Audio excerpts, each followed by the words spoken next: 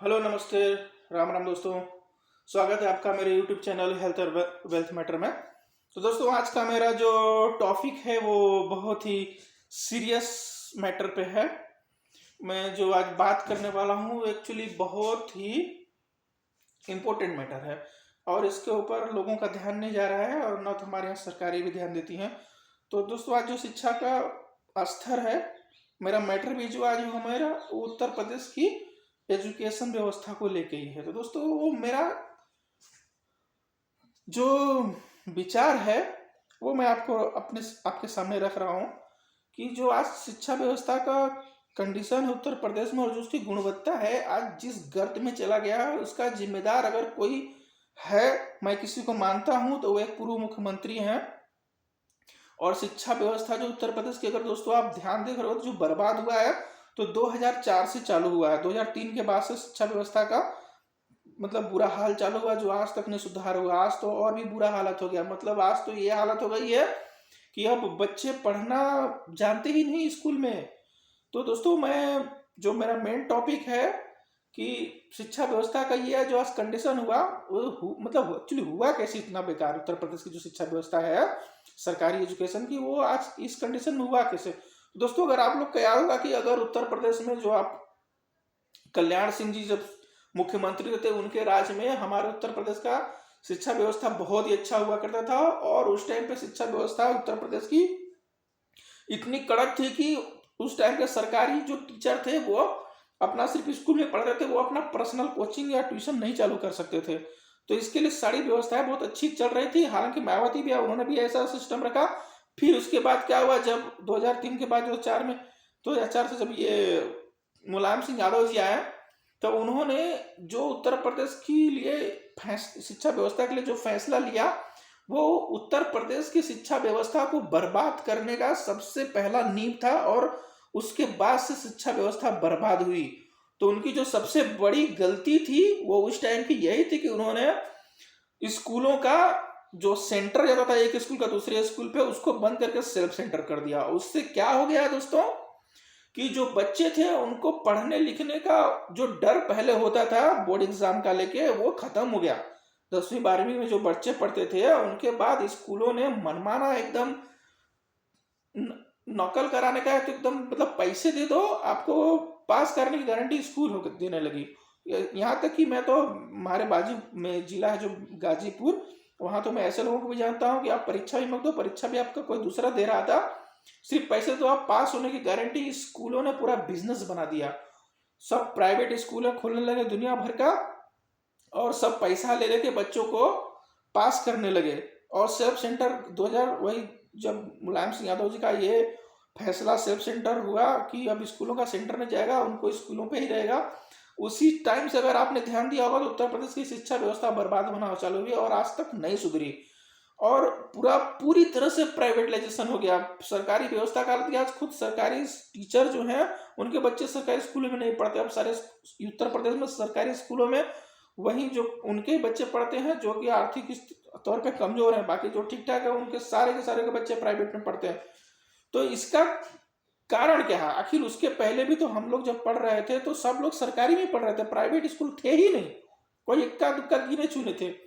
तो क्या ये किसी साजिश के तहत उत्तर प्रदेश की शिक्षा व्यवस्था को चौपट किया गया या फिर सरकारों ने ध्यान नहीं दिया और लोगों ने भी ध्यान नहीं दिया और जिनको हम वोट करते हैं हमने भी क्वेश्चन नहीं किया और सरकारों ने भी ध्यान नहीं दिया। आज के टाइम पे अगर देखेंगे तो सबसे ज्यादा प्राइवेट स्कूल खुल गए हैं और बहुत महंगे हो गए हैं और ट्यूशन कोचिंग कोचिंग तो पूरी व्यवस्था बन गई है। 1-2 घंटे का कोचिंग का हालत है कि आप सोशल मीडिया में भी कोचिंग। अब तो मैं देख रहा हूं कि बच्चे लोग स्कूल नहीं जाते हैं, बोर्ड 10वीं 12वीं के बच्चे और सिर्फ कोचिंग जाते हैं। बहुत सारे स्कूलों में बच्चे पढ़ने नहीं जाते। मतलब क्या किस समाज किधर जा रहा है, किस स्थिति में आ रहा है, मतलब क्या निर्माण कर रहे हैं हम तो सिर्फ वोट देने जाते हैं, हम अपना वोट भी नहीं दे पाते हैं, वो भी भेज देते हैं। तो हम ऐसे लोगों को वोट करते हैं जिसके सामने हम खड़े भी नहीं हो सकते हैं, हम सवाल नहीं पूछ पाते। और सरकारें क्या है, लोग नेता क्या है, उनका तो काम ही है कि उनको सरकार में पावर में रहना है और बिजनेस पैसे वालों से पैसा लेना है और उनको पता है वोट कौन देता है, उनको कितने में खुशी मिले। तो दोस्तों एजुकेशन जो होता है वो स्तंभ है, वो हथियार है जो एक गरीब व्यक्ति का, परिवार का सुधार कर सकता है। एजुकेशन ही सबसे इंपॉर्टेंट चीज है। सभी बच्चों को ये बात बोले थे कि आपके ना तो माँ बाप काम देंगे आपको, ना तो आपके यार दोस्त रिश्तेदार भाई बहन कोई नहीं काम देगा। अगर फ्यूचर को में आपको आपको कोई काम देगा, आपको सहारा देगा, तो आपका वो एजुकेशन है। और आपका एजुकेशन गुणवत्ता होनी चाहिए। डिग्री है आपके पास, कुछ नॉलेज नहीं तो आपका कुछ मतलब नहीं है। एजुकेशन आपको स्किल डेवलप बहुत इंपॉर्टेंट हो गया। जो शिक्षा व्यवस्था बर्बाद हुई है आज की कंडीशन में, अगर ऐसे ही चलता रह गया तो आगे और भी बुरा हाल होगा। जिस तरह से मुलायम सिंह यादव जी ने स्कूलों का सेल्फ सेंटर किया, उसके बाद से स्कूलें बर्बाद हुई।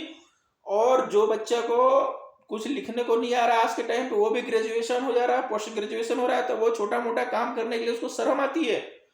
उसको बोलोगे कोई चलो ठेला लगा लो, धंधा लगा लो, कोई छोटा मोटा व्यवसाय चालू करो, तो वो नहीं कर पाता है। छोटा मोटा काम करने में उसको शर्म लगती है, और ग्रेजुएशन वो कैसे करेगा। तो इसकी जिम्मेदार है। और उस टाइम फिर लोगों ने विरोध नहीं किया। जिस तरह से लोग फटाफट हर चीज के लिए विरोध करने आते हैं, उस तरह से हमारे यहाँ पे किसी समाज में किसी भी लोगों ने विरोध नहीं किया कि आप सेल्फ सेंटर क्यों कर रहे हैं, आप शिक्षा व्यवस्था क्यों बर्बाद कर रहे हैं। आप विरोध भी नहीं कर सकते हो, आप बोल भी नहीं सकते हो, आप सिर्फ जातिवादिता बन के रह जाते हो। आप अपने अपने जाति का नेता चुनते हो, क्या मिलता है आपको। या फिर जिसको चुने हो उन्होंने शिक्षा व्यवस्था पे क्या काम मतलब किया। आज तो और स्कूलों से नंबर दे दे रहे हैं, उनको थोड़ा बहुत लिख दो पास हो जा रहे हैं। जब मुलायम सिंह यादव से पहले मायावती जी थी और कल्याण सिंह जी थे, उसके टाइम पे कोई स्कूल में 2-4 बच्चे फर्स्ट आया करते थे, नहीं तो पूरे स्कूलों का रिजल्ट 25% 30% आया करता था। लेकिन वो जो बच्चे निकलते थे उनके अंदर क्वालिटी होती थी। आपको श्रेणी मतलब ही नहीं रखता है कि आप फर्स्ट डिवीजन से पास हुए, सेकंड थर्ड, आपके नॉलेज आज तो मतलब कुछ वैल्यू नहीं रहा। पहले बच्चे जब पास होते थे 10वीं 12वीं में तो लोग मिठाइयां बांटते थे और उसकी चर्चा थी कि भाई उसका लड़का पास हो गया, उसका लड़का पास हो गया।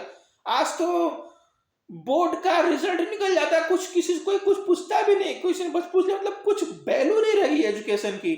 आज हालत यह है कि मैं देखता हूँ शिक्षा का स्तर जो 20-25 साल पहले जो शिक्षा को लेके लोगों की जागरूकता थी, लोगों के अंदर संचेतना था, लोग इतने थोड़ा मतलब जिम्मेदारी लेते थे, आज वो बिल्कुल नहीं है। शिक्षा का स्तर बहुत गिर चुका है। मैं खुद देखता हूँ खास तौर से जो ओबीसी एससी एसटी समाज के बच्चे का हालत तो और भी बुरा हो गया है। अगर आप अपने आसपास देखोगे उत्तर प्रदेश में, तो बच्चे ज्यादा पढ़ ही नहीं रहे हैं। मतलब क्या है मतलब हम लोग समझ में नहीं आ रहा है क्या विकास कर रहे हैं। और उत्तर प्रदेश में जो शिक्षा का हालत है, मेरा अभी जो मुख्यमंत्री जी हैं योगी आदित्यनाथ जी, इनसे बहुत उम्मीद रखता हूं मैं। तो प्लीज़ मेरा हाथ जोड़ के योगी आदित्यनाथ जी से, हमारे जो यशस्वी पूर्व प्रधान मुख्यमंत्री जी हैं, उनको प्लीज़ आपसे ये अनुरोध है कि आप उत्तर प्रदेश में सेंटर है जो स्कूलों का वो पहले के जैसा रखिए। और जो बच्चे जितना स्कूल में कॉपी में लिखते हैं उतना ही नंबर दीजिए। आप पहले से नंबर दे रहे हैं उनको, कुछ एजुकेशन का कुछ मतलब ही नहीं है। ठीक है, अगर 1-2 बच्चे हैं जो सुसाइड कर रहे हैं, उससे खतरनाक ये माहौल है कि जो बच्चे जिसको कुछ लिखना पढ़ना नहीं आ रहा है, वो ग्रेजुएशन करके पोस्ट ग्रेजुएशन कर ले रहा है, वो छोटे मोटे काम के लिए नहीं तैयार होता है। गांव में अगर आप चले जाइए देख लीजिए, अगर आपको फिर लेबर की जरूरत पड़े तो आपको लेबर नहीं मिलता है, जबकि लोग अवेलेबल है। ऊपर से सरकार ने लोगों को फ्री में घर दे दिया है, गैस दे दिया, लैट्रिन बाथरूम घर बना दे दिया, महीने का 2-3 हजार रुपया राशन पानी दे दिया रहा है। कुछ मतलब है, चल रहा है, बस चल रहा है, ऐसा चल रहा है। सरकारी हालात, स्कूलों का हालात ये हो गए हैं कि सरकारी टीचर हैं पर वो अपनी जिम्मेदारियों को अच्छे से समझते नहीं है। अगर उनको कोई चीज है, जिस तरह से प्राइवेट स्कूलों के टीचर्स लोग स्कूलों पे बच्चों के ऊपर काम करते हैं, सेम आप भी वही काम करो। आप उसी हिसाब से बच्चों को पढ़ाई करो। आप स्वयं आप सरकारी टीचर, लेकिन आपके बच्चे प्राइवेट में पढ़ रहे हैं। ठीक है, तो ये मतलब क्या हालत है।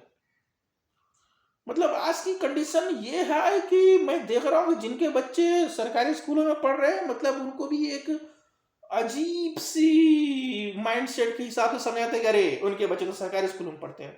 मतलब ये हालत हो गई है।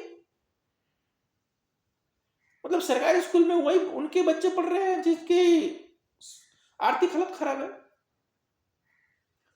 मतलब ये कहाँ लेके चले गए हम अपने सरकारी शिक्षा व्यवस्था को।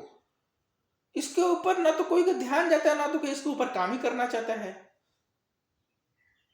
ये कैमरे लगा देने से स्कूलों में वगैरह और कुछ भी करने से कुछ नहीं होता है। अगर आपको करना है तो पहली चीज कि आप बंद कर दीजिए एक्स्ट्रा नंबर देना, उतना ही नंबर दीजिए जितना बच्चे लोग लिख रहे हैं, और सभी स्कूलों का सेंटर भेजिए। और सरकारी स्कूलों के जो टीचर है उनका कोचिंग बिल्कुल बंद करवाइए। और आप जैसे कि ये 80,000 पे 60,000 सैलरी पे टीचर रख रहे हैं, आप 20-20 हजार करके उसने में 4 स्टूडेंट मतलब अच्छे लड़कों को रख सकते हैं पढ़ाने के लिए। लेकिन इसमें भी समस्याएं हैं। सरकार अगर रख भी देगी ना तो लोग दूसरे दिन 1 महीना बाद जाकर लगेंगे विरोध प्रदर्शन करने कि हमको भी सरकारी के जो रेगुलर है उनकी इतना पेमेंट दो। अरे वेतन आपको सरकार अगर कुछ कर रही तो उसके भी जनता को भी ध्यान देना चाहिए। और करप्शन का हालत इतना हो गया कि एक छोटी से छोटे चीजों में करप्शन, एक छोटी सी आशा से लेकर मतलब आप कोई भी काम करने जाओ उत्तर प्रदेश में हर चीज में आपको कमीशन देनी है। मतलब हम तो समझ ही नहीं पाते कि क्या हालत हो गई है एजुकेशन। देखिए, एजुकेशन जो होता है वो सबसे इम्पोर्टेंट होता है। एजुकेशन की इम्पोर्टेंस इतनी ज्यादा है कि अगर आदमी का स्वयं का, समाज का व्यक्तिगत विकास और देश का विकास होगा तो वो अच्छी एजुकेशन क्वालिटी से ही होता है। तो प्लीज इसको, जो अभी हमारे मुख्यमंत्री जी हैं योगी आदित्यनाथ जी उत्तर प्रदेश के, प्लीज इसको है ना स्ट्रिक्टली लागू करवाइए। क्योंकि जनता सबसे ज्यादा अगर उम्मीद से किसी को देख रही है तो सिर्फ योगी आदित्यनाथ जी मुख्यमंत्री जी को ही देख रही है। क्योंकि जनता भी उतनी ही जिम्मेदार है जितनी सरकारी टीचर और पूर्व की सरकारों ने जो गलतियां की है। तो मेरा यही कहना है कि जो बर्बाद हो गई है उत्तर प्रदेश की शिक्षा व्यवस्था, उसको जनता, अध्यापक और सरकारें मिलके सुचारू रूप से पहले की तरह उसको एक सम्मानजनक जगह दिलाएं। ऐसा न हो कि मतलब आज के डेट में ये कंडीशन है कि जो लोगों के पास जमा पूंजी है वो शुरू से ही बच्चों को प्राइवेट स्कूलों में पढ़ाने में ही बर्बाद हो जा रही है। और एजुकेशन का जो असली टाइम आता है जब उसको ग्रेजुएशन, पोस्ट ग्रेजुएशन के बाद जो कुछ डिग्री लेना पड़ता है, जो स्किल के लिए जो स्पेशल होता है, उसके बाद वो सक्षम ही नहीं हो पाता है। उसकी पूरी पढ़ाइयों की जो उसकी जो पूरी जमा पूंजी तो शुरुआती की पढ़ाई में लग जाती है, फिर बाद में कहाँ से पैसे लाएगा, अरेंज करेगा। तो मैं चाहता हूं कि इसके लिए है ना सब लोग जागरूकता लाओ और अपनी अपनी जिम्मेदारी समझो। अगर सरकारी शिक्षा व्यवस्था नहीं सुधरा तो फिर आगे भी बहुत बुरा हाल होगा।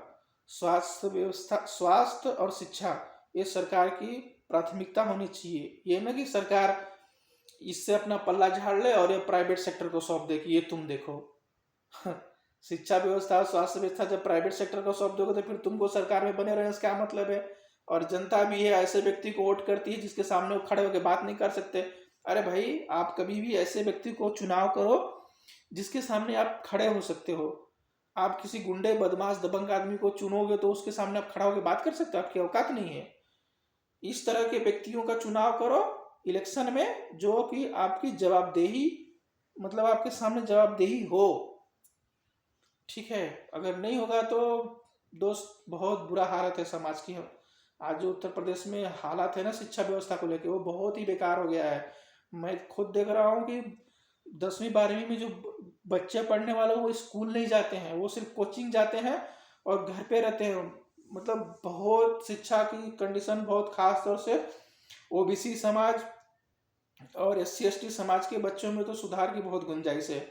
आप हमेशा दूसरों को ब्लेम करने से पहले आप एजुकेशन के पीछे भागो और एजुकेशन पे आप मेहनत करो और चीज़ों को देखो। क्योंकि एजुकेशन ही है जो आपकी दशा और दिशा दोनों सही कर सकती है, नहीं तो फिर कभी नहीं हो सकती है। तो दोस्तों, आज के लिए इतना ही। राम राम। पर यह है कि मेरी बातों पे ध्यान दो और मेरा एक चैनल है छोटा सा, अगर आपको अच्छा लगे तो मेरा वीडियो मेरा चैनल को सब्सक्राइब कर दीजिए और लाइक और शेयर कर दीजिए। आप लोगों का धन्यवाद। राम राम।